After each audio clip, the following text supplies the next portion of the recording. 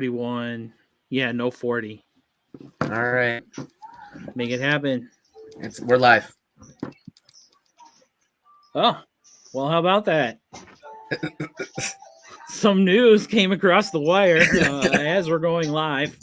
Um, and we decided to come at you right on time um, to talk about a huge splash that the Bills made today. While everyone was waiting for them to sign Chandler Jones, they go out and work on edge rusher, multiple Super Bowl winner Von Miller.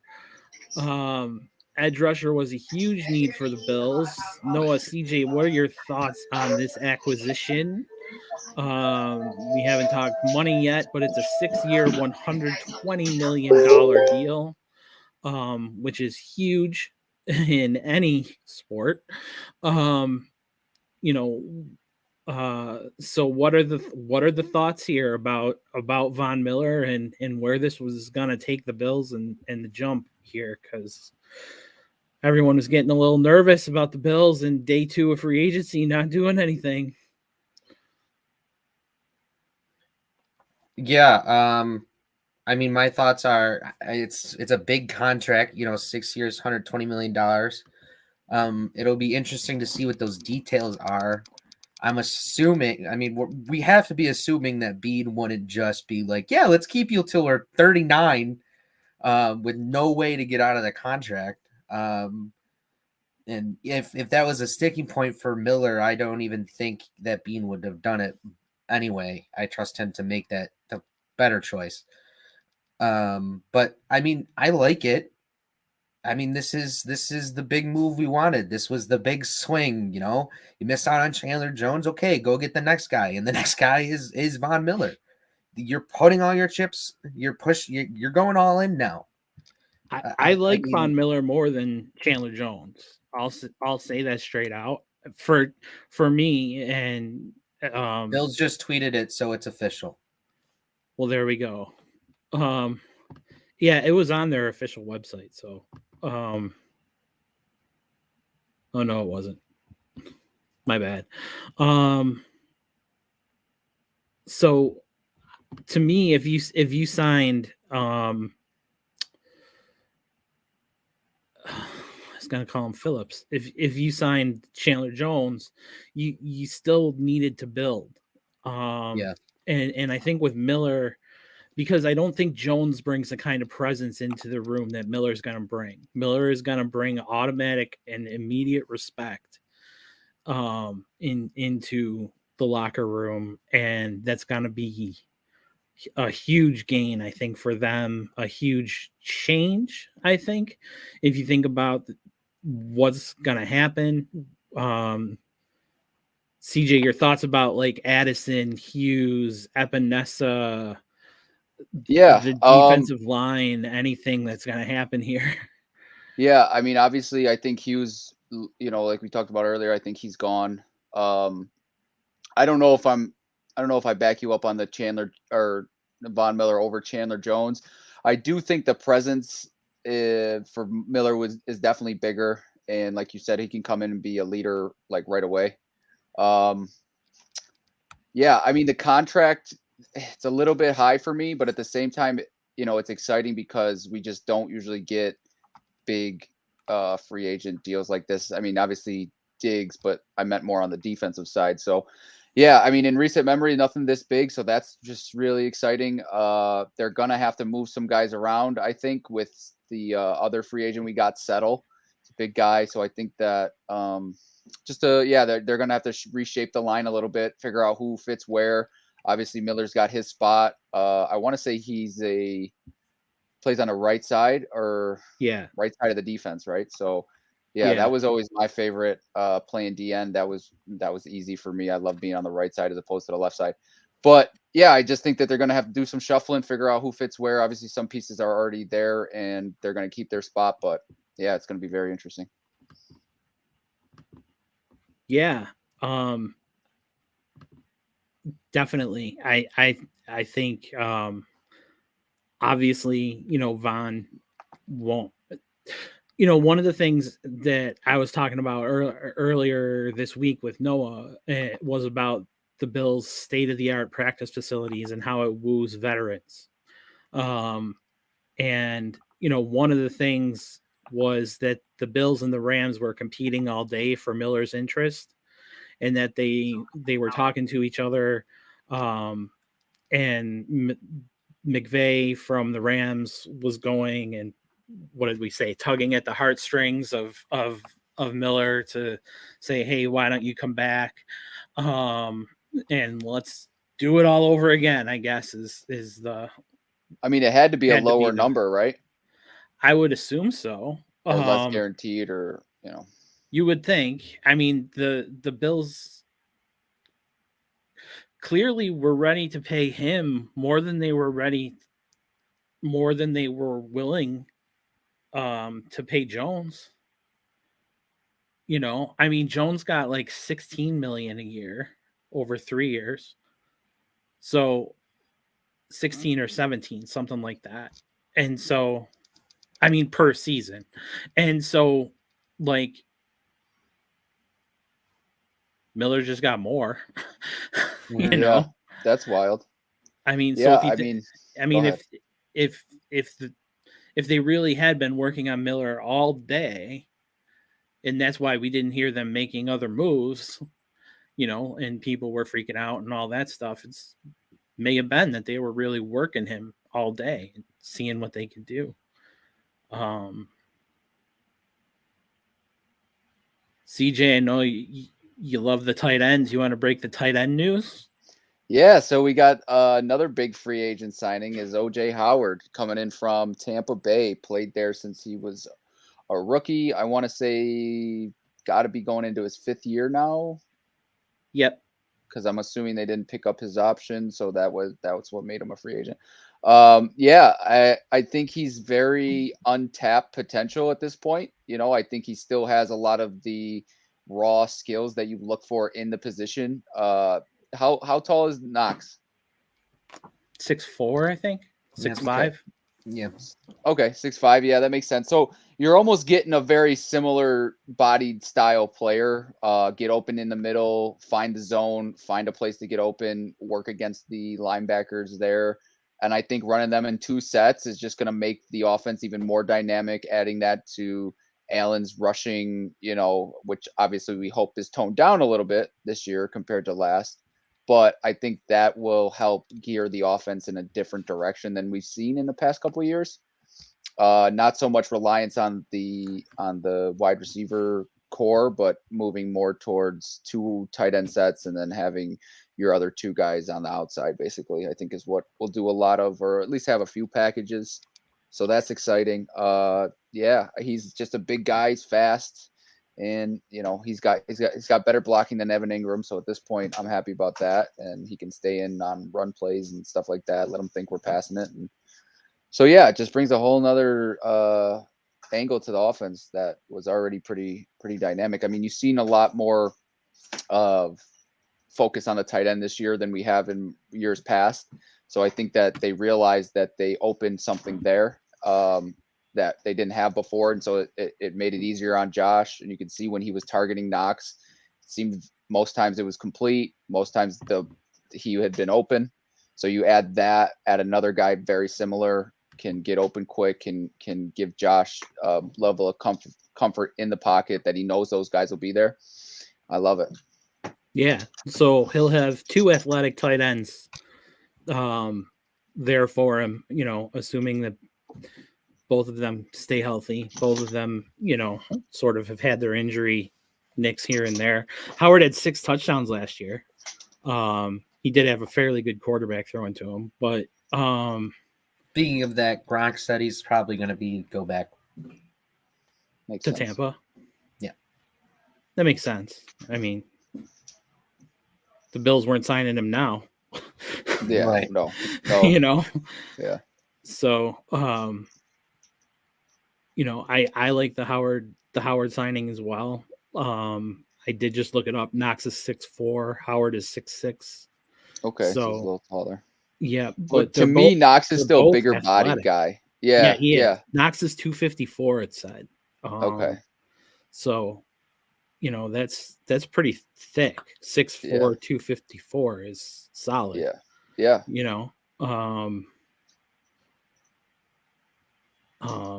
So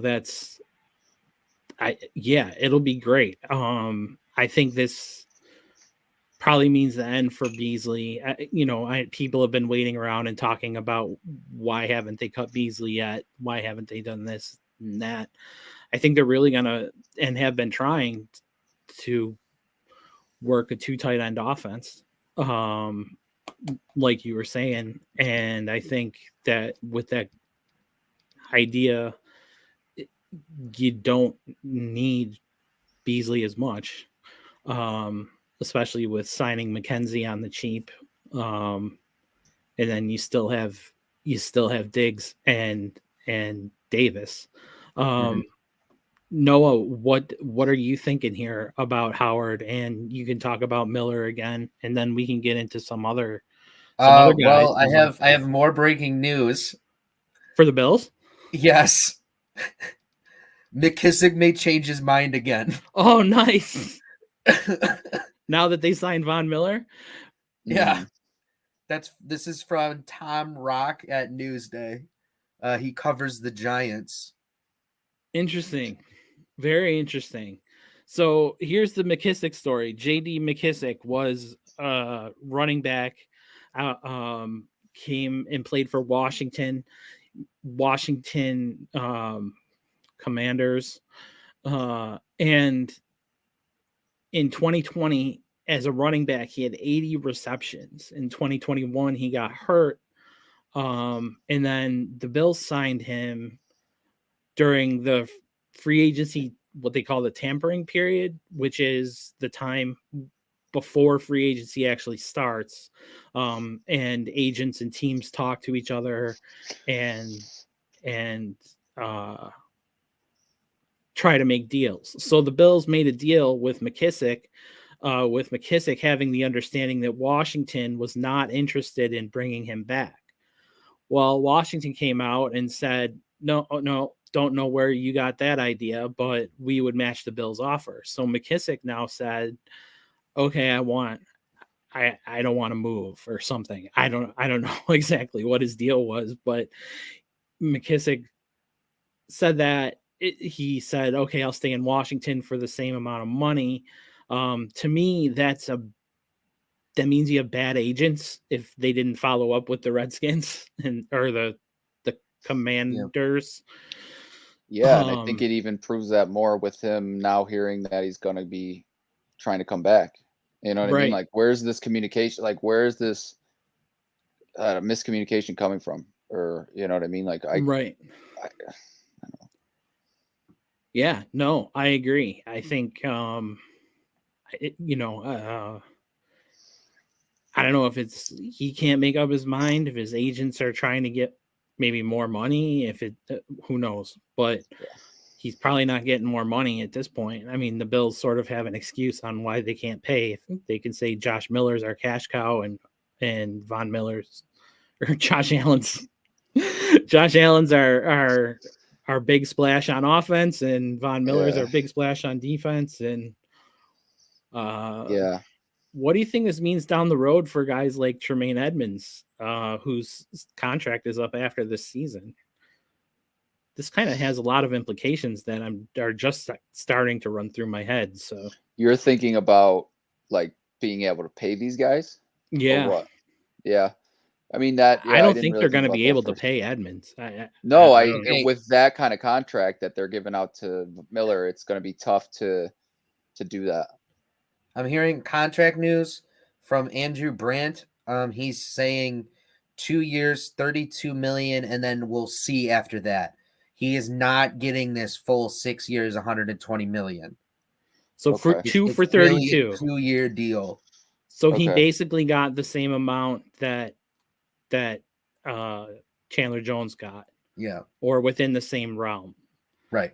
Jones got a 3-year deal, so maybe there's a player and team mutual option beyond that or something like that. But yeah, or it must be the last 4 years are voidable even. Yeah. I mean, it could be, I mean, agents like to run up these numbers, and that's what they do all the time, is run up the numbers to make this, to make everything kind of look good, so they can just woo in other clients, so the Bills may have said, sure, we'll make this look like $120 million deal for a 32-year-old or 33-year-old, whatever he is. And as long as it's really a 2-year, $32 million. So, that kind of thing. Yeah. No, it looks like you have more news. Yeah, hold on.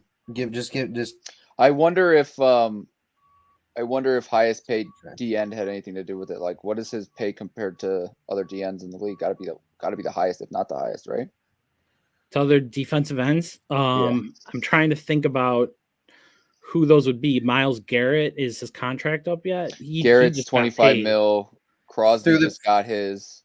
Crosby got 5 years on him. Yeah. Rappaport said through the first 4 years, the deal averages $7.5 million per year, but most importantly, Von Miller to the Bills. What? 7.5 million? 17. No 17. Oh, I'm about to say. You missed a one there. That was kind of that important. Don't make no sense. Yeah. The last 2 years are 50 million each. But no, this is great. This is great. Great news. That's an even solider signing when you hear more realistic numbers.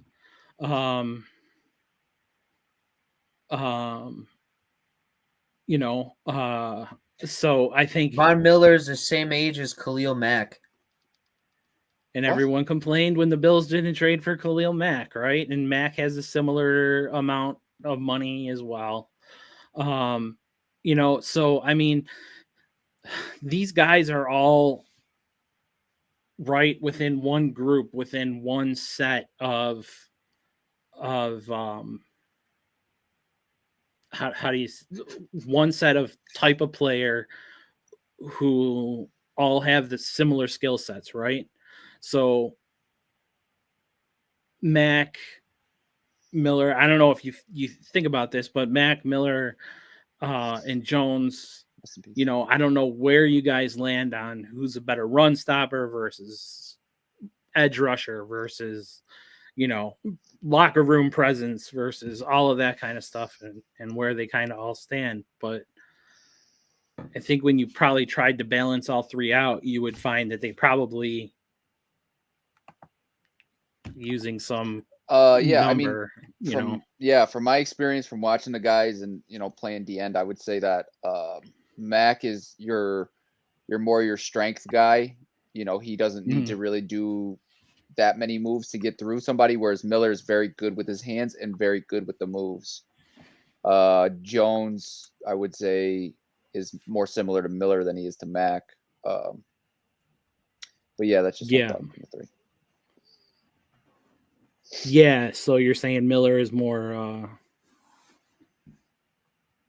a finesse guy. Yeah, like he's a strong guy, don't get me wrong, but he's good hands at the point of the block. He can get a lineman's hands away and and get around him. And he's got a good spin move still. I don't know if you guys remember the was it Dwight Freeney who really made that popular? I'm trying to think who was the D end that would always do the spin, and he was on the Chargers for a while. Maybe it was him. But just a nasty spin where you'd get the guy anticipating you're going right, and then you cut back inside to the spin move inside. Oh, Freeney did that. Yeah, it was Freeney. Freeney did do that. He kind of did it was like an up and under kind of thing. Yeah, and he was great at it. Miller's good at that too. Yeah. Just from what I've watched, and he's good at leverage, and that's huge. Obviously offensive linemen want leverage, but if you can get a D lineman that can get leverage and know how to use his leverage, it's very important. Yes. So we assume Miller is not going. He'll get 1,000 snaps, 800 snaps, something like that this season. 800 to 1,000 to 1,200 maybe. I don't think he's going to be. Is he a 3-down starter? I don't know at his age, or are they? Were any of them 3-down starters last year? No. Right. At linebacker, you mean? Well, he's gonna play end, right? Yeah, he's not going to play. We're not going to switch to a different scheme. Okay. I mean, Yeah, I mean, they like I- to rotate. Right. So, So they I mean, rotate. he could be if they want to put him on a different side. I mean, Hmm. he wasn't he 3 downs for the Rams? I don't know. You know, you don't want to overextend the guy either, especially early in the season. So maybe yeah. maybe they'll just ramp him up throughout the season. Yeah. You know, we'll see things. You know, Jordan Phillips got cut today by Arizona, and then half an hour later, the defensive tackle slash he could play defensive end as well. Said, Oh, yeah. I'll see you in Buffalo. I'm going where my heart is. He said, Bills Mafia, what's good? You know, all that So kind he's of just stuff. trying to get our attention. He basically said, I mean, from what I read, he's like, I am signing with the Bills. Okay, but there's got to be interest, right? So I'm assuming he's getting some sort of reciprocated interest, right? I would hope so. I would assume. I would too, right? Yeah. Right. Unless they're like, hey, veteran minimum. Yeah, like, you know, and he'll be like, well, my heart is there, so I want to be there. well, yeah, that's what I'm thinking. It's like, is this just him trying to grab our attention so that we sit down and have a conversation with him? I don't know. Yeah. Or is there really some substantial, reasoning for why he is saying what he's saying? Well, he pumped it out there numerous different Hey, I'll times take in it. numerous different ways. He would be a great mix on the line, and then because he's so versatile. He can play really he can play end and both defensive tackle positions, which is so helpful. To have players like that. And then you look at the guys who they just brought in. Daquan Jones, another defensive tackle from Carolina. Another defensive tackle in Tim Settle from the Commanders. Settle is supposedly like an unfound gem kind of player who was not really he didn't get enough reps to really know, but they know he's athletic, he's got hands, he's strong, he's thick, all of these things. But Washington was just too strong on their line to be able to get him in there. So I think the Bills are really hoping that they found something there. Noah, what do you know about either of these guys? Daquan Jones, good at stopping the run, comes from Carolina, big guy. Tim Settle, athletic freak, another guy. Yeah, just didn't get enough. Playing time in a crowded, Washington defensive line. Going back to Von Miller for a second. No player, Josina Anderson tweeted this on March 7th, that no player has ever played in a Super Bowl win for 3 different teams, and Von Miller has the chance to do that. And then Von Miller was talking to her on the phone a few days ago and mentioned to her that accomplishing that goal would be huge for him. It's something that he wants to accomplish. Being the first player to do that. So he wants to do that. We have another player who believes the Bills can win the Super Bowl, right? And this is again another superstar. This isn't Emmanuel Sanders, right? Coming in and saying, I think I'm signing here because I think the Bills can win. This is Von Miller. This is high level player, numerous Pro Bowls, numerous All Pros, that kind of thing. So this is from Albert Breer. Miller's camp conveyed their interest in Buffalo early on in free agency, and a big part of it was Miller wanting to play with Josh Allen. So that's amazing because they're on different sides of the ball, right? So that's pretty impressive. So that had to be the guy that they reported. You're right. When they said that there were two high-end guys. Guys. They have the contract, 6-year, $120 million max value, Buffalo Bills contract has a $53 million payout in first 3 years, $32 million fully guaranteed at signing, $52 million in total guarantees. From Cover One, Greg Tomset, our buddy, spitballing. He probably thinks it's going to be about a $30 million signing bonus over 5 years. Is $6 million per year with a $1 million salary in 2022 and $4 million in 2023. And then he gets to the 17.5 per and then 18 million in 2024. So the 2022 cap hit would be about 7 million. So that's what he's thinking. Yeah, it's definitely backloaded. So that's to the extreme. How our buddies at Cover One think that they pulled that off is with some fancy maneuvering. Oh, that's not that hasn't come out as to what it is yet. No, just the first part that I mentioned with the 53 million payout and what was fully guaranteed. Gotcha. Okay. I don't have exact numbers. Thank you for yet. specifying. Yeah. You're welcome. So those are the guys officially signed. Suddenly we went from we didn't talk about Roger Saffold, probably the biggest splash that they made. But actually it's a pretty big deal for them to sign. I got left guard. Noah has more news. No, Isaiah McKenzie is just implying that he had a big hand in getting Von Miller to come here. Oh yeah.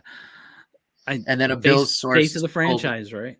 So told Josina Anderson that he's hoping Von Miller can do for us what he did for the Rams. That's why they're bringing him in. Oh, I hate that. Well, I just don't like that idea and being like, oh well, fuck it, he's gonna give us a Super Bowl. Well, you're adding you're adding an 8-time Pro Bowler and 2-time Super Champion to a defense that allowed the least amount of points in the NFL last year. Yeah. So I mean, if that doesn't get you excited. Sacks. No, I'm excited. No, I just don't like putting it on him. That's all. That's not nothing about not being excited. I just don't like putting the oh well, he won a Super Bowl there, so he's gonna come here and win a Super Bowl too. I don't like putting it on him. But I hear you. Yeah, I'm excited. I see what you're saying, but yeah.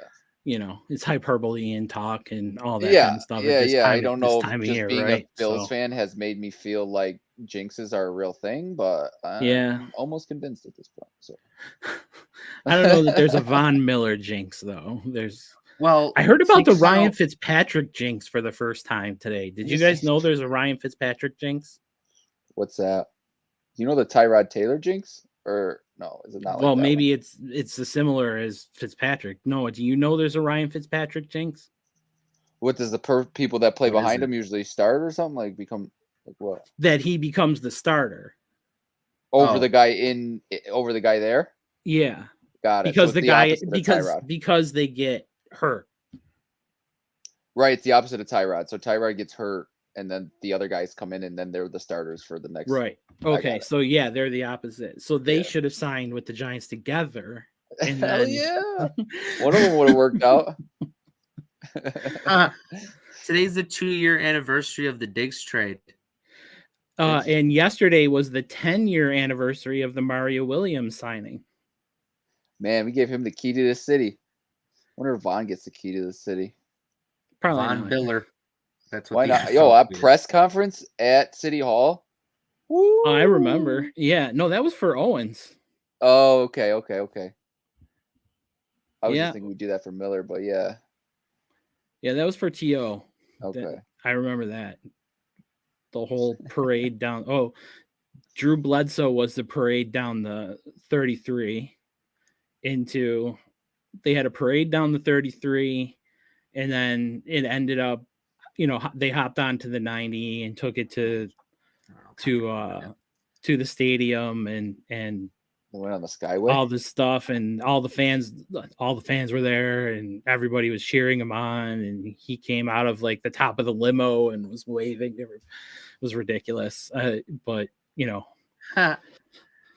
WWE kind of stuff, jumping off the top rope or something. I don't know, but what? No, you just keep Matthew Judon just put out a GIF, and he's upset because we got Von Miller. Oh, sucks So. to be him, man. He probably could have Yeah. signed here. I'm sure the Bills were interested in him. I mean, adding Von Miller, we didn't really get into it, but adding Von Miller, that has to help. I mean, that's going to help Oliver tremendously. Yes. Because I mean, the guy you're going to double team now is Von Miller. Right. I mean, that should help everybody. Yeah, I mean, you game plan around Miller. You're not going to be game planning around Oliver or this is gonna any of those other guys. Is this going to help Groot explode? Yeah. Yeah. I mean, it's going to help all those guys. It's going to help all the time he's going to be one-on-one. Boogie Basham, I mean, he's going to be filling in for Miller, I think of what I think of when I think of Groot is I think of how raw of a talent he is, and to have a guy, a veteran presence there to be able to kind of teach him a little bit, I think is just going to help him tremendously. Who's built similarly. I mean, like Groot is built like a freak, right? But lanky, yeah. I think of Miller as being very lanky and stuff too. Maybe I'm wrong, but I always think of that, like long arms and maybe not as much in the hips or that kind of thing. But no, he's definitely got a big wingspan. I'm thinking about I guess that's where I'm going. Yeah, not long legs or nothing like Groot, but big wingspan. Yeah, so that will definitely help him, I think. Yeah. So back to, have you heard anything more on McKissick, Noah, and whether he's actually interested or not? No, that's really a thing. I don't know. I just saw it. Let me see. I'm just scrolling, but nothing yet. So okay, so let's talk about Roger Saffold and what that does for the offense. Because that really solidifies the offensive line. In a way that we hadn't really planned for the offensive line to get solidified. I mean, maybe you guys did. I just didn't have it in my head that they were just gonna go out. I think the Williams release implied it. No. Yeah, I still didn't know that they were gonna go with maybe the Morse extension did more for me on that. Because I was thinking, like, when they cut Williams, okay, they've got plans, they believe in their guys or something. But like when they extended Morse and Morse said he wants to retire as Bill, and that kind of thing, and stay in Western New York after his career and all that kind of stuff. When you hear guys say that and you know that they're being legitimate about it, that's pretty cool stuff. But I guess that makes more sense looking back on it to me. I get what you're saying. You're talking about being at guard specific, right? Yeah. Yeah. So I wasn't thinking of it that way. I was thinking more of like, I guess I was thinking that they were just going to roll with who they had. Well, who would they have then? Well, they would have had Williams. 51.5 million. Okay, I thought you meant like after. I'm like, well, who are they going to roll with? Go ahead. Or draft a guy. Go ahead, Gotcha. Noah. 51.5 million guaranteed, including 34 million fully guaranteed at signing. Okay, so if you spread that over 6, that's 6 over 6. Almost 5.8 or something over 6 years. And where did we get the cap space to do that? They were 7 million under. But if you're giving him 35 million at signing, right? That gets spread out though. Maybe I don't understand it. How this whole cap thing works. Maybe I don't get it. Well, if he just has like a $1 million salary this season, then which is what it's sounding like, with like a $20 million signing bonus. Right. Got you. Yeah. Right. Okay. And then they'll spread it out, and then near the end, it'll be time to get cut. And they'll just have an understanding.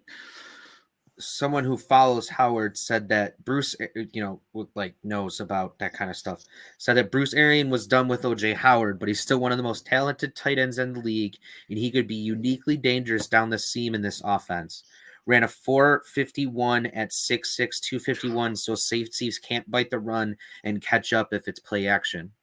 Yeah. 6'6", 251, and runs a 4.51. Yeah. That's crazy. So you really do have two athletic tight ends out there. You have two tight ends you can put in the slot, realistically. Mm-hmm. You can do a lot. There's a lot. No, I think that, going back to the Kelsey thing and just how he's always open and how he's that guy for, you know what I mean? Like, I think that's, what you're more gearing towards with with those type of tight ends. You just, you want that guy that can go. I'm sorry to bring it up again, but look what they did in the Super Bowl. They went 3 on. Oh no, I'm not even Super Bowl. I consider it the Super Bowl because it was better than the Super Bowl, but against us, yeah. Chiefs against us, and how they had 3 on the right side and Kelsey on the left side. And what did they do? They told Kelsey, whatever way that DB goes, you go the other way and turn around. Way. Yep. And you know what I mean? Like, have 2 of those guys out there or whatever, or like you were just saying, a guy in the slot, one of them switching, whatever. Howard on the left, 3 wide receivers on the right. Good luck putting a cornerback on him. You know what I mean? 6'6", 250 who can run a 4.5. Yeah. I mean, it means basically that, like, in reality, you can run play action all the time, and you don't really have to line up anybody on the line because the defense can't bite. Because if they can just run RPOs all day, that's going to be their entire offense now. Because the defense can't bite, or Josh can just pull it out of the running back's gut and throw it to the wide open tight end. Yeah. Because that's going to be the guy who's crashing down if you're putting him in the slot. Yeah. So they're gonna mess up. This offense run game might bring in. Well, yes, this might bring in a revitalization of revive the run game, because they did sign Roger Saffold, who's one of the top run blocking guards in the NFL. But he's not a bad pass blocker. So no, he's not. But he's a very excellent run guard blocker. Yeah. But bringing in an additional tight end, it allows you to run 2 tight end sets, but now you're re-signing Isaiah McKenzie. You still have Gabe Davis. You still have Diggs. You're probably going to draft somebody. I wouldn't be surprised if they bring in somebody like T.Y. Hilton that we talked about last week, Keelan Cole, Jamison Crowder, somebody like that they can probably get on the cheap. If you bring in weapons for Josh, we talk about this all the time. Josh makes everybody better. He uses them, and he uses them. That's right, and he uses them. So there's a possibility here that the Bills' offense is just going to be all RPO based. It's all going to be up to Josh, which we've seen is fine. Josh knows what he's doing. He knows these guys.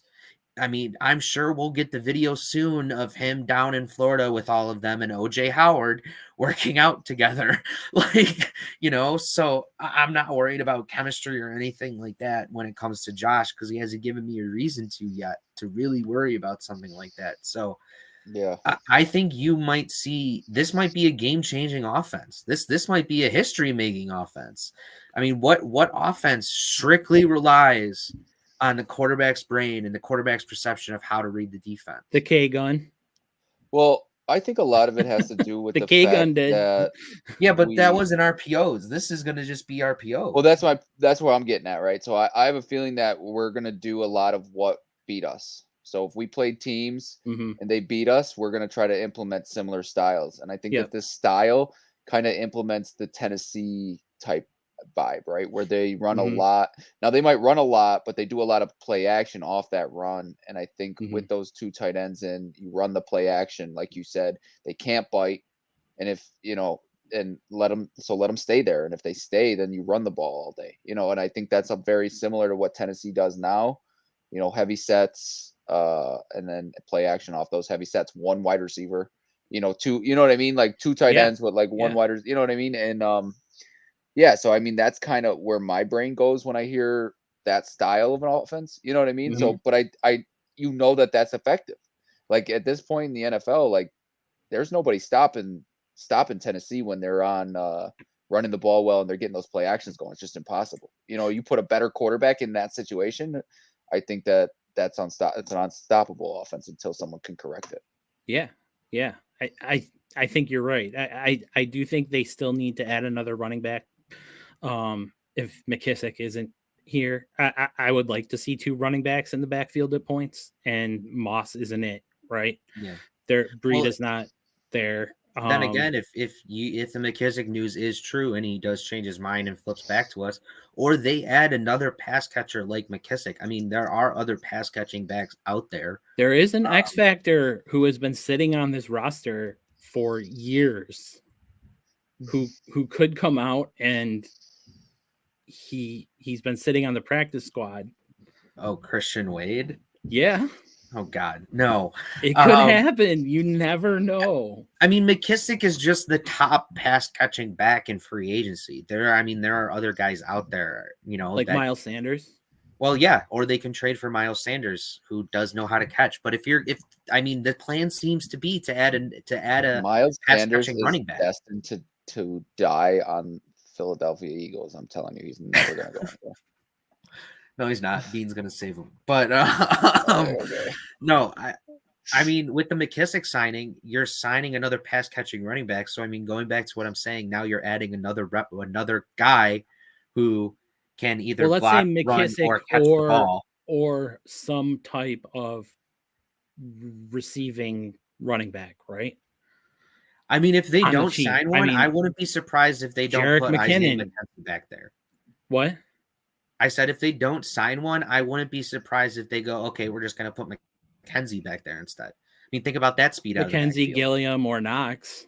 Yeah, exactly. I guess you could do any of that, because I was thinking about that earlier, like what you could do with McKenzie, and that maybe they were going to use him as like their Cordarrelle Patterson. I mean, I think we're finally at the point now where there's versatile players across this entire offense. Words. Yeah. No, there are. I think there are. I mean, I just think, I mean, I think we can assume they'll probably draft another receiver, or, Julio Jones got cut and he's already getting recruited by McKenzie. He talked about McKenzie again, talked about, you don't need to, what did he say? You don't need to practice. You just need to show up on game days. Yeah. So you don't need to practice during the week. It's cold. Just come on Sundays.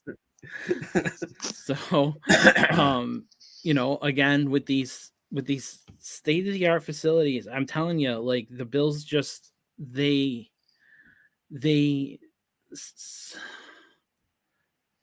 is just going to continue to bring in veterans. The Bills are going to switch, I think, from building young to building with cheaper veterans. I just think that's how it's going to go. Well, I mean, when you hear guys like Mitch Morse say, I re-signed and restructured my deal so I could retire here. Right. Like, I think that just tells you where a lot of the guys are. And if we're going to be a safe and where the haven room's for old at. guys. Yeah. Right. But I mean, if we're going to be a safe haven for old guys, okay, just pick the good ones. Right.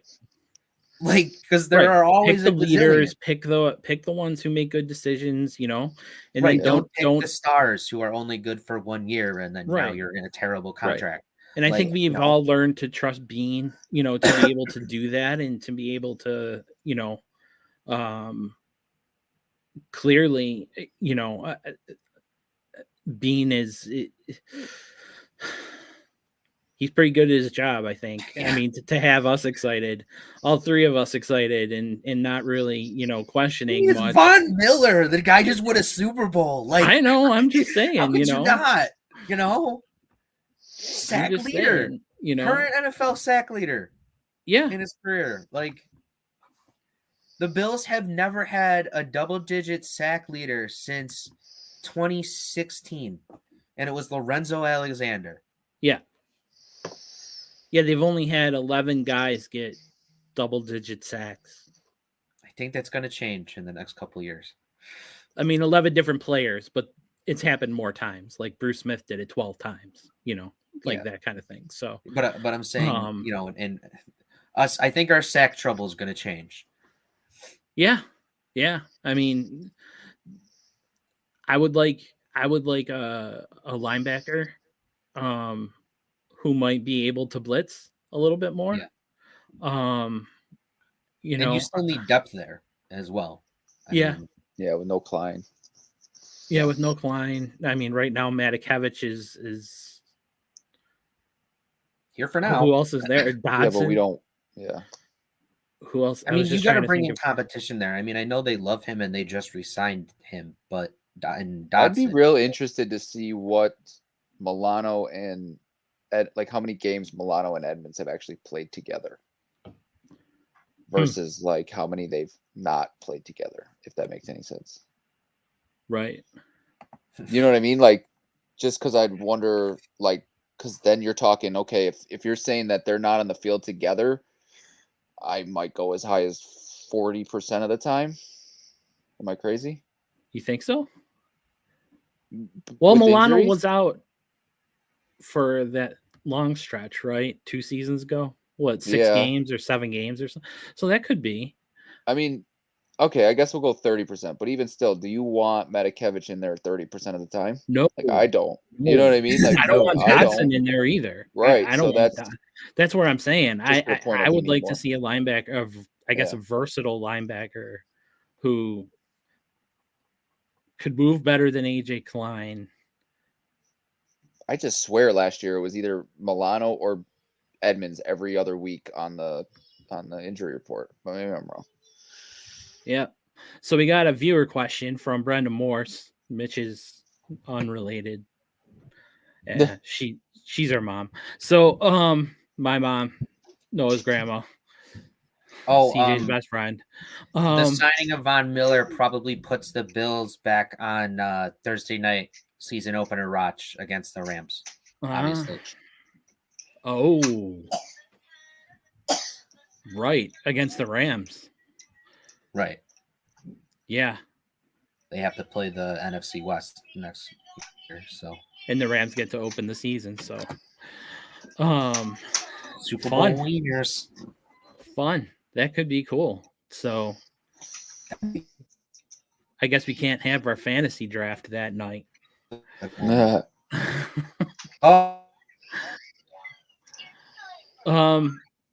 So this is all very exciting, but wondering about backup quarterback. Do you guys have thoughts on that? Oh no, you are freezing up. I wasn't sure if you were just frozen or. No, he's just trying to look cool. Yeah. No, it was a nice like. It froze at the right time. You usually don't get it like that. Yeah. So backup quarterback. What are we thinking? Noah. I mean, you're not gonna take one in like the first round or take one of those top guys. I mean, there are a few out there. You know, Kyle Allen just got signed by the Texans, and that would have been a great signing. But I mean, you could sign Fitzpatrick, obviously. I mean, honestly, I would rather just draft one again. Just see, and then, I hate that maybe idea. See after the draft who's available at quarterback. If you're a Super Bowl contender, do you want to draft a quarterback to be your backup? Like if that's really like what your goal is, if you're bringing guys in and that kind of thing, do you want your backup quarterback to be a rookie? It's but what are the options? Like none of the options. Like if Mariota's out there. I'm trying to think who else is out. Jameis Winston's out there. You guys know I'm hoping that he pulls a Trubisky and just sort of falls through the cracks and ends up with the Bills like Trubisky did last year on a cheap deal. Who knows? Mayfield may be out there for all we know, you know. I mean, there's a lot of aren't there guys? I mean, there has to be other guys out there. Josh McCown is 42. He's out there. Oh yeah. Joe Flacco, right? You know, Joe Flacco's an elite quarterback. No, but I mean, there are definitely options. Or maybe they find a team who has 3 guys and swings a 5th round pick or trades Beasley for him or whatever. But Yeah, I mean, Beasley might be able to get you a better backup QB than anybody out there. I mean, you might be able to swing something sneaky. right. It's just I mean, if Josh goes down, we're screwed. So I mean, That's what I'm saying, and that's why you don't want to draft a rookie, though. I mean, you want someone in there, and I don't just want a game manager. I want someone who can at least win games. I mean, you don't need a slinger. I just don't know if any of those options out there I trust to win me games. Here's the thing about Just spend money on them to win me games. Okay, so last year we rehabilitated Trubisky's reputation without him even taking a snap, right? Agree? Yeah. Okay. So I think they can offer that to any quarterback out there and say, look what just happened to Trubisky, right? To any quarterback who's like a 1.5 quarterback. And that's, to me, that's like, again, that's Jameis, that's Mariota, that's if you're talking CJ, you're on mute. So No, we're good. I'm sorry. okay. Wasn't sure if you were talking to us or not. So do you have thoughts on quarterback? I mean, I can look at it too. Look up who's available. But I like the Jameis idea. Just for the simple fact that I think the offense wouldn't have to be changed very much when he's in. yeah, I've heard a few people say Fitzpatrick or whatever. I'm not very into the guys that are going to have to come in and you're going to have to change the offense to suit them. I don't like that idea. Yeah. I mean, here's the other guys, I guess. Andy Dalton and Jacoby Brissett. No. Well, you like Brissett. I don't. Again, you're back to another situation where you're like, to me, Brissett is your poor man's version of Winston. Right. I feel the same. And Cam Newton. I mean, your best option is Winston. Yeah. I just don't. Yeah. I don't know.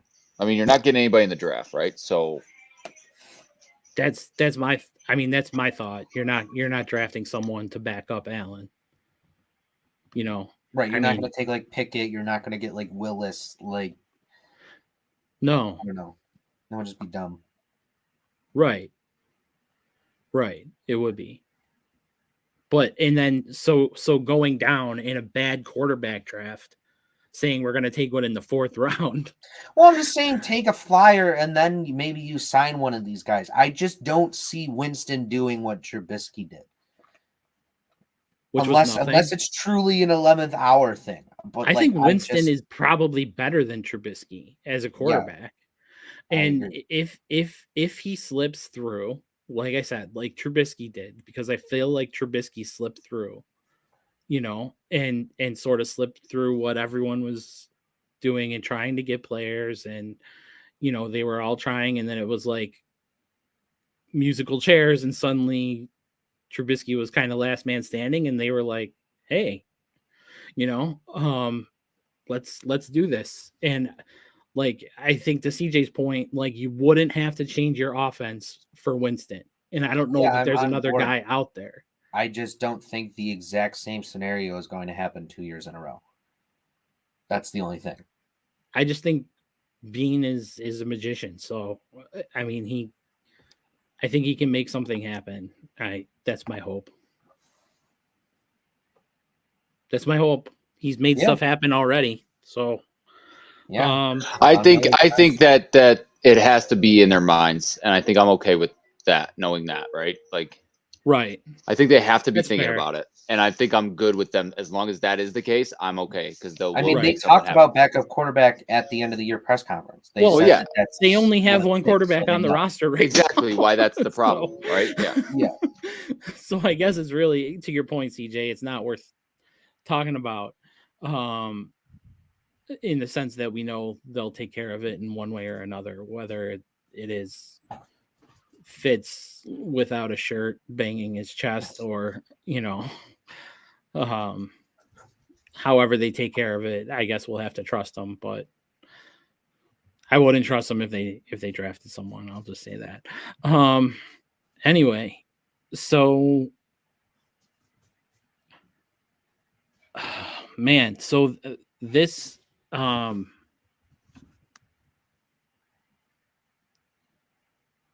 so Shaq Lawson talked about wanting to come back. He's not going to come back at this point. We talked about Hughes and Addison. They're probably not coming back. We touched a little bit on Julio Jones. I don't know if we want to talk receivers again. Noah talked Jamison Crowder, Keelan Cole. Just getting another guy who's in there with a little more experience probably than Isaiah Hodgins and Marquette Stevenson, who might have a little more height and catching ability, just to ramp up your offense even to another level, I think would be a smart move for them to do. Like Noah had said. Last week we had talked about trading Tremaine Edmonds to Pittsburgh being a rumor, but Pittsburgh signed Miles Jack today.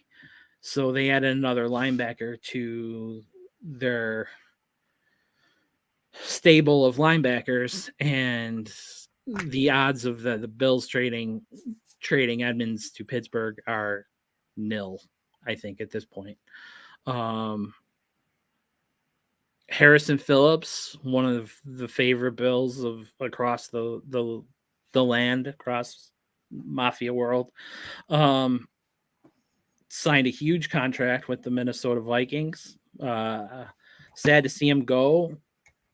Glad they didn't pay him the money he got, but he's well deserved. He really earned his money at the end, and the Vikings watched the last 6 games of the season and decided to give him that money. Good for them. So, okay, there's a correction.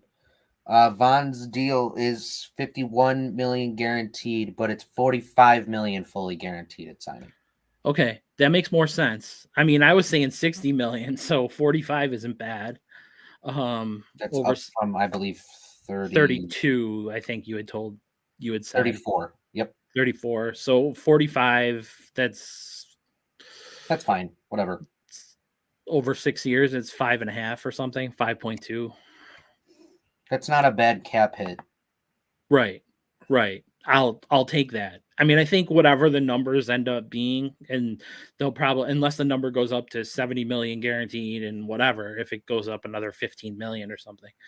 Well, if it went up 15 million, it would go to the 60 million number that I had given. But, if it gets 120 guaranteed, then we'll talk about a problem. But until that's it, whatever the number is that they can spread out over the weeks or over the years,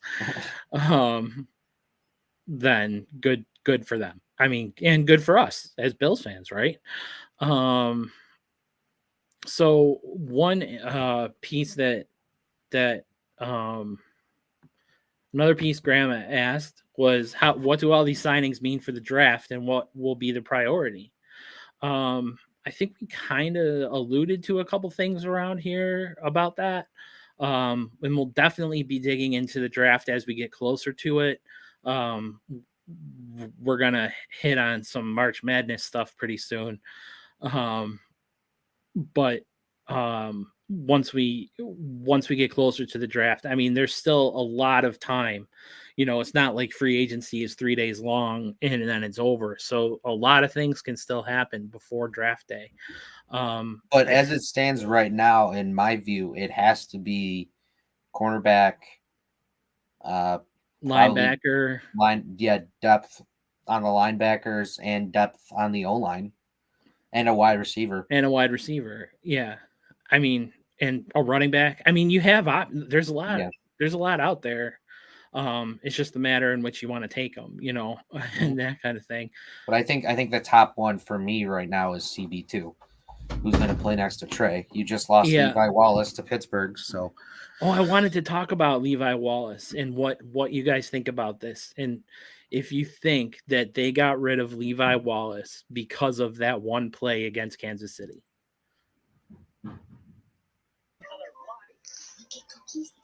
Yes. I think it's possible.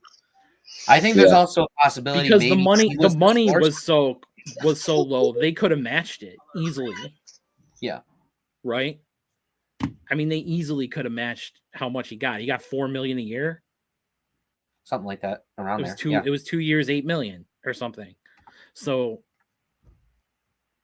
you know, I was sitting there going, I think they didn't match it because of that play. Like, because they are holding a grudge for that one play. Or he's holding out and saying, I don't want to be here. I made the play. Doesn't feel right. Things didn't go well. I want out, and he's not making a big deal out of it like other players would. But either way is fine, in my opinion. Yep. I mean, he was good. He was serviceable. Is he better than Dane Jackson? No, but marginally, I don't know. Yeah, just slightly, I think. Yeah. But is it enough to be like I mean, $4 million, I mean, yeah, they could have matched it, but like, is it worth it to match that? Like, we know what he can do. Like, this goes back He's to, easily a $4 million cornerback. I mean, easily worth that. I Yeah, mean, they must have something else planned, though. I think Pittsburgh got a deal on that, on him. Yeah. I mean, they're replacing like what, Joe Hayden with him. I mean, yeah, I think it'll be Joe fine Hayden there. was making like 15 million probably or something like that. 10 million. Yeah. Yeah. But I mean, I think that plays into it, and then I think they sit there and go, we can do better with this money, and I think doing better with that money might have been on Miller or OJ Howard. OJ Howard's $3.5 million, and right, so that might have been a little closer illusion. So should we switch to basketball? Because there is a little basketball tournament that's starting tomorrow. And we were going to do, obviously we put a pool together. You can find it on CBS Sports Gameday716 pool or whatever it's called. We have the link up on our Facebook, on our we've put it out on Twitter numerous times. But if you haven't gotten the link and you want to join in for $20, then go right ahead. You'll just Venmo the money to me and I'll let you know how. We've got enough people in it to make it worth it, I think. So people should join. We were going to do an official game day bracket. Do we want to kind of zip through one? Yeah. Why don't we end the show with that? Why don't we just zip through the... Okay. Is there anything anyone wants to talk about when it comes to the Bills right now before we wrap and move to hoops? College basketball. Okay, we're going to start with the women's bracket. So, I'm kidding. So here we go. We made some selections. We took Gonzaga, Arizona. We took the 1s and 2s through at least the first round. There's been one upset of a 2 in the history of 2s getting upset or whatever. No upsets of a 1 ever. So it's pretty safe to take your 1s and 2s in the first round. So let's head to Boise State versus Memphis. 2 out of 3 here are going to take it. So, Noah, what's your thought? Well, we can pull up the matchup analysis. Well, I guess we could, but What? yeah. Go ahead. Go ahead. Just to. Well, I mean, without looking at the matchup analysis, I mean, Memphis is a shooting team. Boise State likes to play defense really well. I mean, I like to choose Memphis. I think Memphis is the better team than Boise State. I mean, they have older guys in there, but so I'll roll with They have Memphis. really big over guys Boise up State. front too. Yeah, Who I they think got shooters. I mean, I think what, they'll just end up out rebounding Boise State in the end. And Memphis is a huge offensive rebounding team. So yeah. let's just go with Memphis then. Let's move forward. Do you see a 12-5 upset with New Mexico State versus UConn? I do not. CJ? New Mexico State. No, I'm going to that game, so no. Okay. Arkansas, Vermont. The Chanticleer. Oh no, they're not the Chanticleers. They're the Chanticleer. What's No one Vermont? knows that. No one knows They're- that. Okay.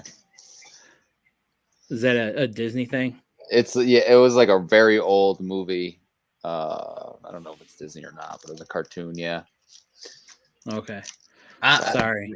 No, it's Well, all right. I'm sorry that Catamounts. No one Catamounts. That's what Vermont is. I remember now. All right. We picking an upset here? Or are we going with Arkansas? I'm going with Arkansas. CJ? They've had too many big wins on the year. I mean, they beat Tennessee. They beat Auburn or came really, really close. You're going to this one too, CJ. Am I? Well, it's in Buffalo. Oh, I think I'm only going to the UConn game. I think it's at 6:30. I think it's the last. Oh, game. okay. Yeah, we're going to do Arkansas too. Okay. I like Bama. Alabama. I got outvoted. That was one of my upsets, but that's okay. Bama's gonna take this one.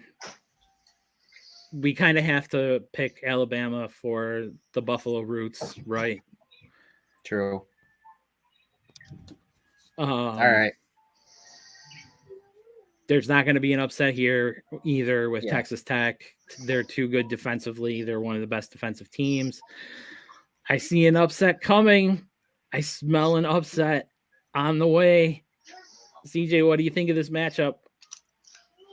Are you talking about the Michigan one or which one? Michigan State and Davidson. I gotta go State. Michigan State. Head or heart, Noah? It's my head. That's my heart right there. So. God, and you know what? They're doing good. it. Michigan State's doing good. it. Davidson's good.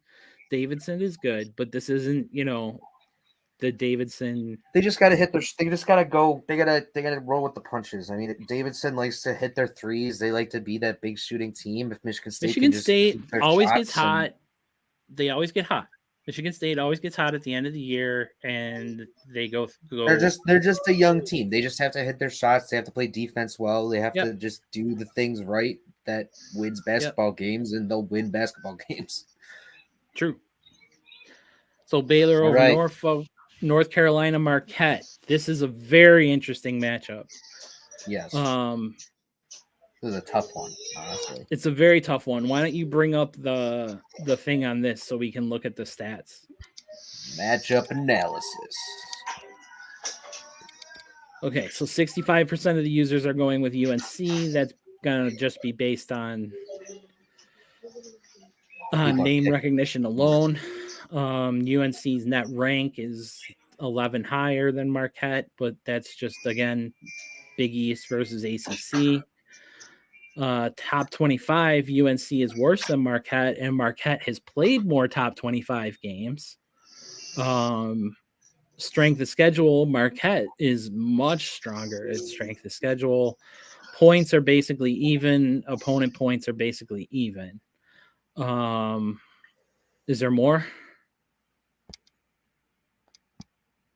Last 10, 8-2, 4-6. Carolina has been on a run. Oh, these you coming into this, you see that 8-2 UNC 4-0 at away. So, you know, Yep. And but Marquette 0-6 Marquette away. has had a fantastic year. They have. Yeah, I mean, you can't discredit that. I'm pretty sure they were near the top of the top 25 a few times. That 6-6 record is not something to, you know, yeah, it's 6-6, but some of the teams they played a lot of teams in that top 25, and they played a lot of big name teams, and they played really well against them. Their record doesn't show If it. you're But trying to convince me, I mean, I picked Marquette, so I'm okay if we're doing a game day bracket and you pick Marquette, then okay, I'm good going with Marquette. all right.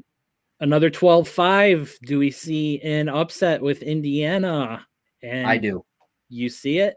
I do. You feel it in your bones. I feel it in my bones. I have been watching these Indiana boys throughout the entire Big Ten championship. Now, throughout the year, they were very bad, but coming on to the end here, they've started to play together as a team.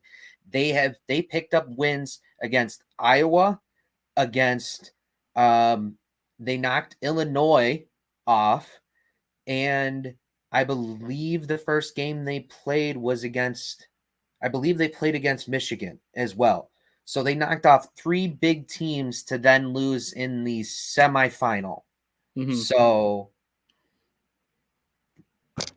they won their play-in game. What's your stance on Indiana, St. Mary's? I'm picking Indiana. CJ. St. Mary's. 12-5. St. Mary's. So I am so torn on this one. I want to be a Big Ten guy. St. Mary's is really good. I'll go with you, Noah. I'll go with Indiana. We'll keep the big names rolling. UCLA versus a MAC team. Is this going to happen? No. Okay. Texas versus Virginia Tech. Another really interesting matchup. Texas probably has one of the best defenses in the entire bracket. Virginia Tech has been on a tear, and they just won the ACC tournament. Because this one's hard because Texas is so inconsistent. I mean, they'll pick up a win against Baylor, but then go out and lose to Texas Southern the following week. But what's never inconsistent is how good their defense is. Yeah, but if they can't put up offense, it's not going to matter when you're facing Virginia Tech. I mean, if you bring up the numbers real quick. Yeah, let's see their 3-point shooting, strength of schedule, points per game, points against, last 10. 3-point, 39.3, third in the ACC, it looks like. Or third in the country. Maybe. Yeah, third in the country. That can't be true. 39. Well, yeah, it could. All right, I'll fly with Virginia Tech if we want. I don't know. CJ, what do you think? I'm actually trying to figure out this bracket thing right now. But go ahead. Sorry. What was the question? Texas versus Virginia Tech. Ooh, 6 and what is it? 6-11. I'm going DA. All right. Okay. Cool. Purdue, Yale. Does Yale stand a chance? No, I mean they won by a point in the Ivy League. Thing. Yeah, so they have a couple nice big guys, and obviously they're really smart. But but Purdue has 2 really good 3-point shooters. Royal Ivy is just going to carry them through this tournament. So Purdue, let's go with Purdue. Murray State, San Francisco. A lot of people are picking this upset. I don't know where we stand on it. I still am a Murray State fan. You can see their ranks and why they're tight. Wow, that strength of schedule is crazy. Yeah, didn't they beat Gonzaga, San Francisco? They must be if they're in it as an at-large, right? I think they were the team. They were one of the teams that beat Gonzaga. Yeah. I don't know. I'll roll with Murray State, I guess. I'm fine either way. So if you're good with Murray State, then that's good. Kentucky, we already took. Yeah. Let's slide to the other side. Kansas to the top. South. Yep. Taking Arizona. Not going to happen. Seton Hall, TCU. You Um. can pick that one for all I care. Okay. TCU is another great defense. Seton Hall is TCU good. picked up some good wins this year. I think against like Kansas, Texas Tech. I'll go with TCU. Okay. I'm not letting you pick this upset, so Houston we're rolling with. All right. Sorry if that was an upset for you. It was, but yeah. Well, I got blocked too, so Illinois and Chattanooga. I'm gonna go with Illinois. I'm fine with that. They came into the they won the Big Ten championship last year and lost in the first round. And they did blame that on being tired, having to play the championship and that kind of stuff. So they were excited having lost the championship and having some days. But that big man they have down low, oh my goodness. He is just fantastic. What is his name? Kofi Coburn. Kofi Coburn. That is his name. I knew that I would help you. Yeah. Okay, let's pick Illinois and keep rolling. Colorado State, Michigan. Michigan's going to be the hot pick here. Colorado State's actually fairly good. I don't know where you feel about this. CJ, I don't know if you have an upset on this. Colorado State and Michigan, if you have an opinion. Michigan University? Yeah. Oh, I thought they didn't make it for some reason. I don't know why. No, they got in. Okay. They're an 11 seed, and Colorado State's a 6 seed. Yeah, you got to go Colorado. Okay. Noah, you good with that? Yeah, we'll go Colorado. They would be the first. That would be our first Big Ten loss. How about that? Some team in the Big Ten has to lose, so we might as well make it Michigan. Yeah. Okay. Tennessee, you're not allowing us to. Okay, Ohio State and Loyola. I mean, Loyola always. They always make a run. They always make a run. Always, but is Ohio State too big? I haven't seen Ohio State play this year. They have a good coach. I know What's that. The numbers? 7-10. Ohio State's a 7. Yeah, I'll go to Ohio State on that one. Chicago has a better net rank. They haven't really played anybody. Well, how do you play anyone when you're in the division. MVC? Yeah. Yeah. So they're completely even in points per game against way better opponents, though. Yeah. Okay. 61. Let's see their shooting. I know points against for Loyola is crazy. Oh my God. This is going to be high scoring. This is a toss up. This is a no. It's Ohio State. I'm going to take Ohio State based on their free throw percentage. All right. We'll go with Ohio State right there. Honestly, the best way to pick it is who has the best mascot. Like that. That's how you win it. That works too. Creighton Blue Jays. They're nice. San Diego State Aztecs. Oh, we're going Aztecs. Yeah. All right. I just wanted to see a Kansas matchup. San Diego upset last year. I'm pretty sure. Creighton's not that good. Yeah, I'm pretty sure San Diego upset last year. Well, they're a 9. So yeah, Iowa Richmond. We can't do it, Grandma. I can't do it. I can't do that. Richmond is a family school. Yeah, but I'm sorry. So, that's why we're saying we can't do it. Well, if Buck State was taking Iowa, I'd still take Iowa, just so you guys know. But yeah. Yeah. I'm taking Providence here too. Yeah. Me Providence too. Is though South Dakota State is really good. Those Jackrabbits. Dang Jackrabbits. Plus, I love a lot. They score a lot. Yes, and their 3-point percentage is crazy. Maybe. And their line, free throw and field goal percentage at 52.5. Yeah. It's going to be a game. It's going to Yeah, it be a is. game. I mean, it's hard to see South Dakota State winning, but Yeah. Providence, I think, is going to have some trouble. But yeah, I think Providence just has the experience. I mean, you know, with South Dakota playing where they do. I mean, Providence. Yep. They're in the same. All right, let's continue. With Creighton and all that. We're halfway through, basically. So, LSU, Iowa State. Do we think that Will Wade being gone is going to settle this down, or do we feel an upset coming on from Iowa State? Where I feel an upset. I don't trust LSU. I don't trust LSU either. So let's pick Iowa State. I don't know where you're at, CJ, but you got outbid if you picked LSU. So, okay. Wisconsin, Colgate, Noah. I'm Wisconsin. Going okay. USC, Miami. I'll go USC. I took Miami. I feel Miami.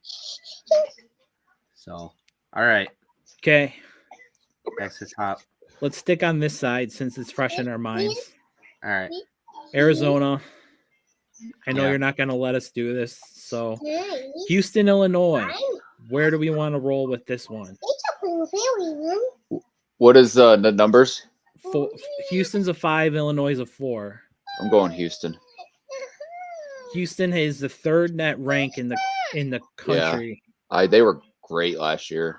Like, they went real far. And look at their defense, Noah. Look at the Houston defense. They just... Yeah, they're good. I like Houston. I have Houston going really far in my bracket. Yeah. Yeah, all right. Well, I got voted anyway, so. Yay! Colorado State, Tennessee. I would choose Tennessee. Yep, Tennessee's rolling right now. Yeah. Ohio State, Nova. You got to take Villanova. Yeah. I mean, you don't have to, but I would. Do we want to just finish this and then we'll get to Final Four? Yeah. All right. Yeah. So Arizona, Houston. Just Arizona scores so much. Like they just but Houston's love to run defense the floor. is so good. I know. So it just comes down to offense versus defense, and usually in this, offense wins. Yeah. I mean, I can make an argument for Houston pretty easily, but offense and free throw percentage and good point guard, and Houston's better at. Arizona has 2 really good guards and a really good center. They love to run the floor. Houston has a lot of good guys up front and speed. Houston has a lot of speed. So, yeah, I mean, if Houston's able to get back and they're able to limit Arizona from getting fast break points, then they have a chance. But I just don't see them being able to do that. Okay. Like just the way Arizona they're really plays. Good. Yeah. Arizona. Tennessee, Villanova. What are we going to do there? CJ, do you have thoughts on Tennessee, Villanova? A 2 and a 3. Tennessee, Villanova. I'm going Villanova. They're pretty even on everything, Noah. I just think Villanova has the better pedigree. Like they've been in these situations before. They've won those games. They've gone far in the tournament. Tennessee's coach is Rick Barnes, though. I don't know if you. Okay, that changes. They're a little also bit. having one of those years where it's like everything is working for them. And they're a wicked good defensive team. But if you look at their free throw percentage, which I'm going to go by again, Villanova's what, first in the country? Yeah, 82.3. Tennessee has never made it past the Sweet 16 under Rick Barnes. So yeah, but they've only been under makes sense. 4 years. Okay, 4 whole years. Let's go with Villanova. I'll pick Villanova. You know what? CJ got me. This bracket, that section is really boring. So yeah. So is this section apparently. Kansas, San Diego. It's really hard to not pick Kansas. Yeah. Ugh. Yeah, I'll go with Kansas. Iowa Providence, 5 versus 4.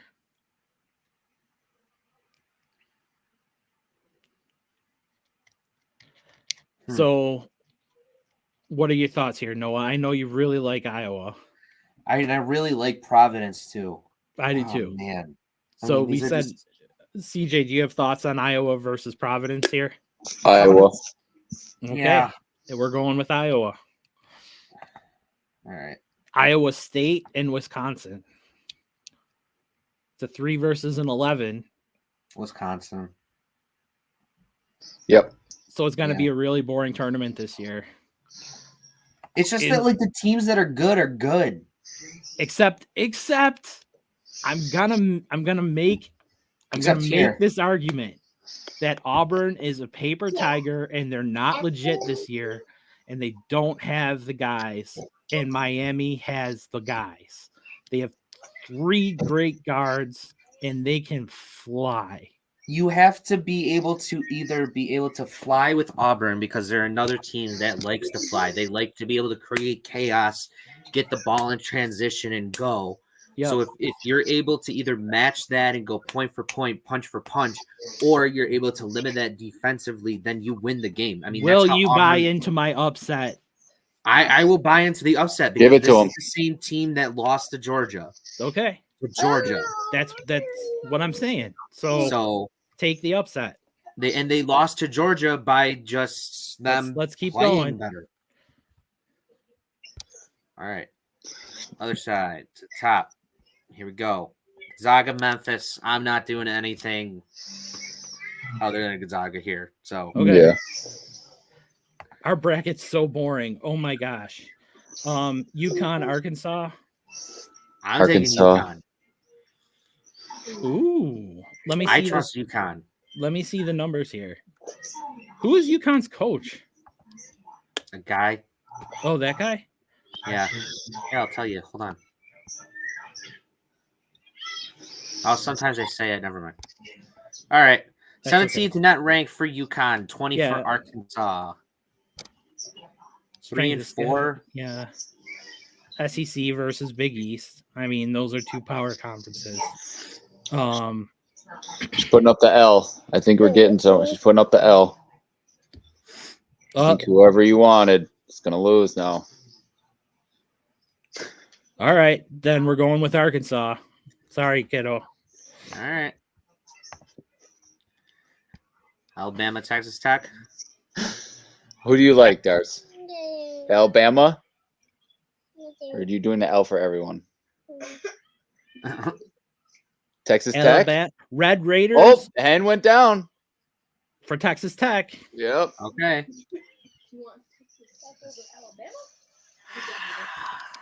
You got to do it. For Texas Tech? Yeah. All right. Michigan, Duke. Michigan State, Duke. Oh, boy. Michigan State.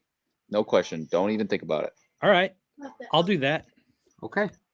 They did it in the 4 last year. 2 years ago. Whatever. Baylor, Marquette. That's another upset. God, I'm Marquette not going also already Baylor. did it. What? Didn't they?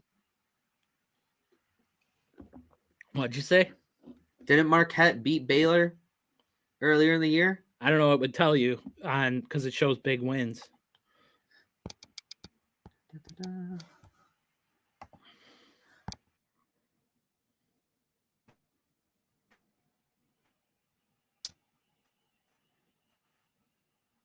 Let's stick with Baylor. We got to stick with Baylor on this one. I don't know. I can feel an upset here. I mean, Baylor. That's right. Marquette's head coach is Shaka Smart. I forgot about that. I do feel an Baylor I just don't like. And like something has to happen, and something has to happen somewhere. There has to be a wacky bracket, right? So I can see Marquette beating Baylor, being able to do it. I just Baylor doesn't bring their A game or whatever. They're not ready to play, and Marquette just comes out flying. Then, I mean, that's how Baylor's been caught that in their losses. I mean, I think I would buy a Baylor upset more if it were North Carolina. but we picked Marquette to beat North Carolina, and I think Baylor's going to have the hand against Marquette. CJ already took Baylor, so you're outvoted. All right. Indiana, UCLA. UCLA was in the championship game last year. Yes. They won it last year? No, they just got No. to the championship game, right? Yes. Right. Gonzaga won it on that shot. UCLA still has most of those players back. Yeah. Johnny Jusang.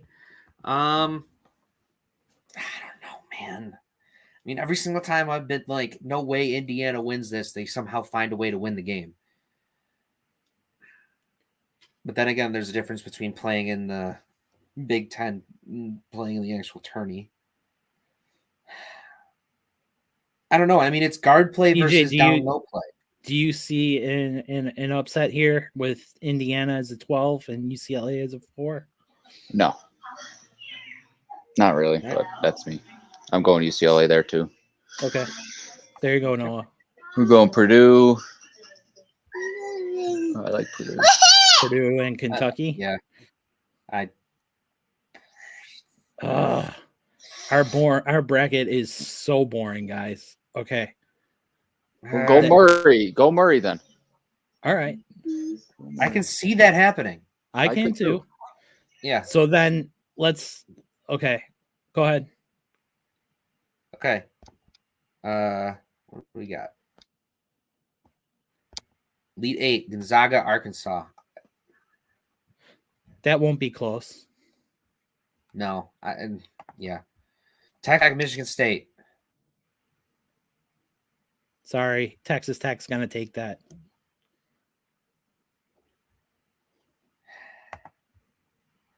No revenge. What do we got? Oh, we did it for that side. Yeah, we did. Oh, well. Well, we didn't do it for down though. Kansas, Iowa. Kansas. They're just so good. Okay, so who do we put in Gonzaga? Okay, so this is Kansas versus Iowa, and it's going to be Wisconsin. All right, I'm fine going with Iowa's good, man. That's true. What do you think, CJ? What's the numbers? Kansas, Iowa, is a 1, and Iowa's a 5. It's tough. But what it's did you guys? Kansas. Yeah, Kansas. Gotta go Kansas. Okay. Wisconsin, Miami. Miami, please. All right. Baylor, UCLA. I can see Baylor losing that game. Yeah. Go UCLA. Go UCLA. All right. Purdue, Murray. Purdue. All right.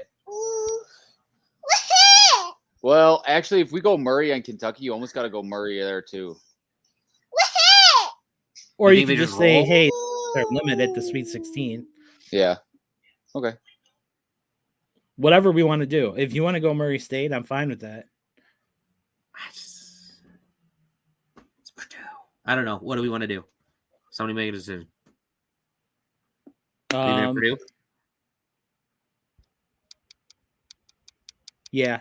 All right. They're one of the only teams with a player who I can actually think of, like off the top of my head. So I'm like, all right. Well, let's do UCLA, Purdue. I think UCLA. If this hit the matchup on this one. 10-13, even Purdue strength of schedule, points per game, opponent points per game. Keep going. Keep scrolling. Okay. Like when Purdue's cold, they're cold. You know, like it's. Yeah, but their field goal percentage is higher than you. Their field goal percentage and their 3-point percentage are 5th and 4th in the country. I mean, I guess do we trust?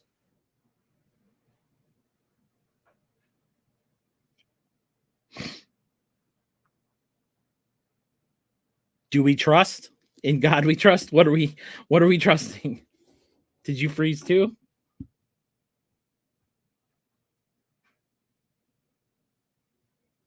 Noah? That's it. So I guess it's how Okay. long can these guys be able to sustain this? Which side? UCLA? Purdue. How long who can sustain what? You have to remember at one point no, you froze at one point. So Oh, you have I to was remember saying that Purdue's losses have always come down to their big men being shut down of Zach Edey and Trevion Williams. So if that happens, then it comes onto the back of Ivy. If Ivy's having a bad night, then that's it for them. So it comes down to how long can it be sustained. If UCLA shuts down their It's three really good Edey, players, in my opinion. I have to go with my heart and go with Purdue. But if you're going UCLA and CJ's not here, let's flip a bottle cap. UCLA is the top. All right. Oh, it's the bottom. Purdue. Okay. Kansas, Miami. Kansas. All right. If you have to. Arizona, Villanova.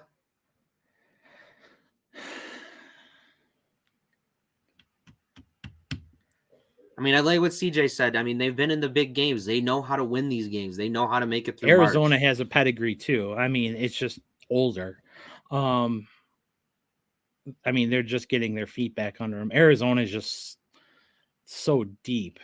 Yeah. But do you trust Jay Wright and Villanova to? I trust Jay Wright to be able to pull it off, and I think I do. I think I trust them. Yeah, Villanova is a really good point guard. Yeah. And I mean, those run the tournament. So all right, we can go with Nova. Okay, can we take this upset?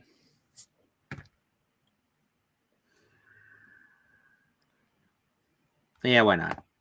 Whatever. All right, Texas Tech, Purdue. Oh. So we have a 3, a 3, a 2, and a 1. Yeah. That's cool. Yeah. Actually, you thought our bracket was bad. That would be a fun bracket. I think Purdue would win. You don't. You think Texas Tech would?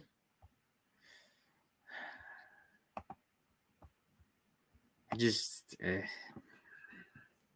at those points against per game. Oh, for Texas Tech, it's just they can't shoot the three, but they have everything inside. They're just so good defense. Like that's just the thing. But I'm good with Texas Tech. I mean, I like watching them play. I like watching Texas Tech. So either one, you pick. Let's go with Texas Tech here. Okay. Villanova or Kansas? You pick. I'm good. I'm good with you picking the rest out. All right. Let's go with Villanova. Know what? Oh, man. Wow. We've got Oh, okay.